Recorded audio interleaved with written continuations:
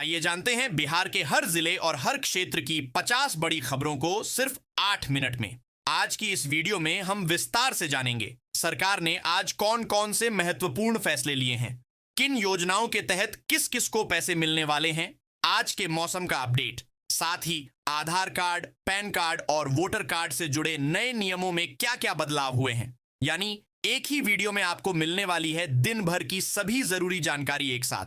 तो वीडियो को लाइक करें, चैनल को सब्सक्राइब करें और नीचे कमेंट में बताएं कि आप यह वीडियो कहां से देख रहे हैं। मूसलाधार बारिश के बाद दुधौरा नदी का बांध 4 जगहों से टूट गया, जिससे पानी खेत खलिहानों में फैल गया है। बताया जा रहा है कि यह बांध इंजीनियरों और अधिकारियों की लापरवाही से टूटा है। पटना सिटी स्थित गांधी सरोवर को 14 करोड़ की लागत से 25 एकड़ में विकसित किया जाएगा। यहां नौका विहार, लेजर शो और फूड जोन की सुविधा होगी, जिससे यह स्थल पर्यटकों के लिए बड़ा आकर्षण बन सकता है। छपरा में लगातार बारिश और तकनीकी खराबी के कारण बिजली आपूर्ति ठप हो गई है। जिलाधिकारी अमन समीर ने तेलपा ग्रिड का निरीक्षण किया और बिजली विभाग को जल्द से जल्द मरम्मत कर आपूर्ति बहाल करने के निर्देश दिए हैं। प्रशासन का दावा है कि 2 से 3 घंटे के भीतर बिजली बहाल हो जाएगी, जिससे बुड़कों के पंप चालू कर जल निकासी शुरू की जा सकेगी। बिहार विधानसभा चुनाव की तैयारियों के बीच चुनाव आयोग स्वतंत्र और निष्पक्ष चुनाव सुनिश्चित करने में जुट गया है। मुख्य चुनाव आयुक्त ज्ञानेश कुमार के नेतृत्व में टीम राज्य भर में समीक्षा कर रही है।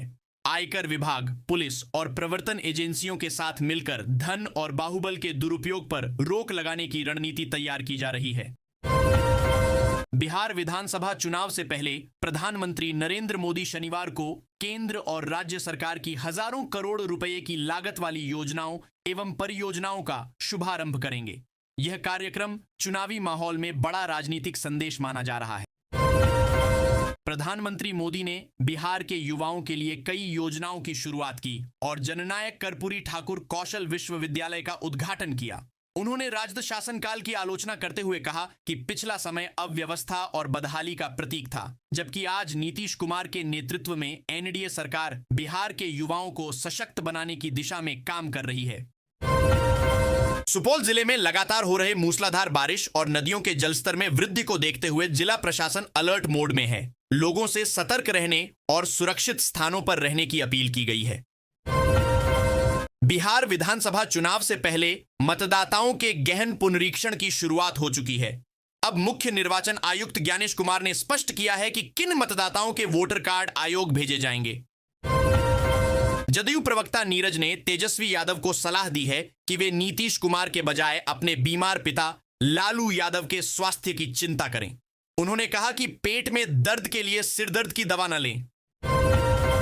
अगर आप अपना नाम, पता या बायोमेट्रिक डिटेल्स अपडेट कराने वाले हैं तो अब थोड़ा ज्यादा खर्च करना पड़ेगा। यूआईडीआई ने आधार से जुड़ी सभी सेवाओं के लिए नई दरें घोषित की हैं, जो पूरे देश में लागू होंगी। चकाई प्रखंड में राष्ट्रीय खाद्य सुरक्षा अधिनियम के तहत राशन कार्ड निर्माण अभियान अब कागजों तक सीमित दिख रहा है। चंद्रमंडी और राम सिंहडीह पंचायतों में कर्मियों की अनुपस्थिति और प्रचार प्रसार की कमी के कारण लाभुक परेशान हैं। अधिकारियों की उदासीनता से यह अभियान प्रभावित हो रहा है। मुख्य निर्वाचन आयुक्त ज्ञानेश कुमार ने बताया कि पोलिंग बूथ पर मतदाता मोबाइल ले जा सकेंगे, लेकिन मतदान कक्ष के बाहर जमा कराना होगा। प्रत्याशी अपने बूथ केंद्र के 100 मीटर की दूरी के बाहर प्रचार कर सकेंगे। अगर आपके पास राशन कार्ड नहीं है तो आवश्यक दस्तावेजों के साथ आप ऑनलाइन और ऑफलाइन दोनों तरीकों से नया राशन कार्ड बनवा सकते हैं। बिहार में ग्राम पंचायतों में 10 अक्टूबर तक आवेदन लिए जा रहे हैं और इसके लिए विशेष शिविर भी लगाए गए हैं।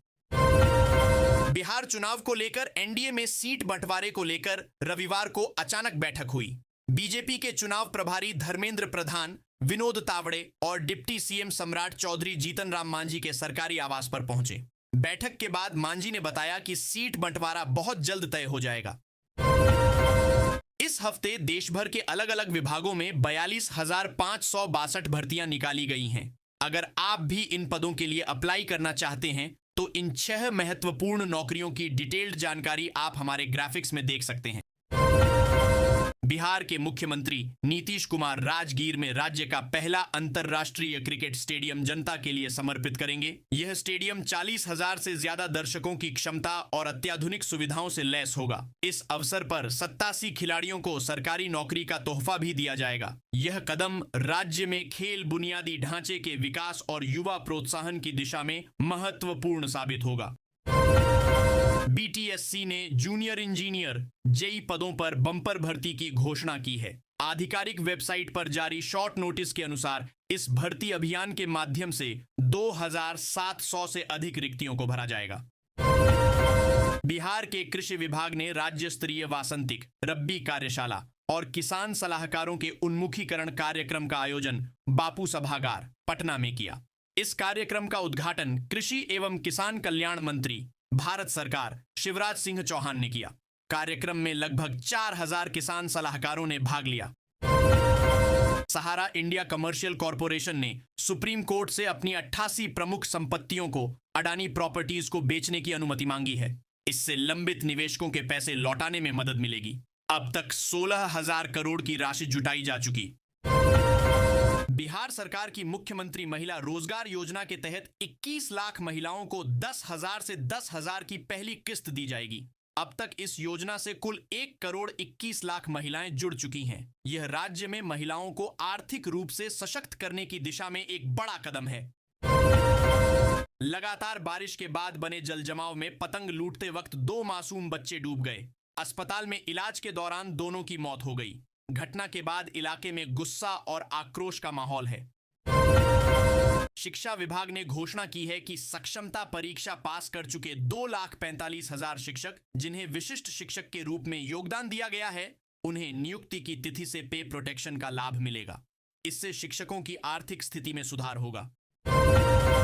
दिवाली और छठ पर यात्रियों की भारी भीड़ को देखते हुए रेलवे ने आनंद विहार टर्मिनल से मालदा टाउन और जयनगर के लिए 2 विशेष साप्ताहिक ट्रेनों की घोषणा की है। टिकट बुकिंग की प्रक्रिया शुरू हो चुकी है।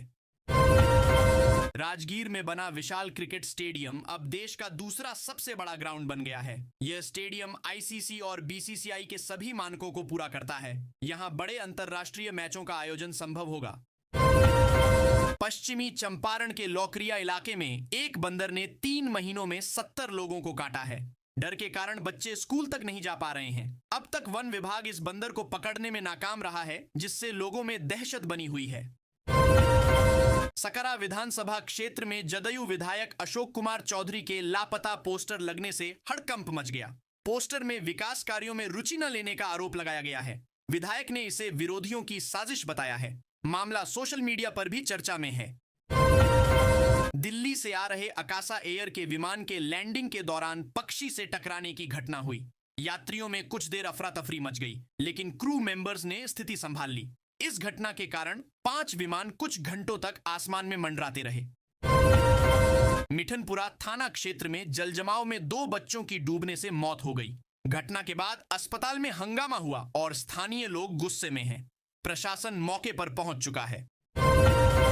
अलीगंज बाईपास से भलजोड़ तक 1,836 करोड़ रुपए की लागत से 4 लेन सड़क बनेगी।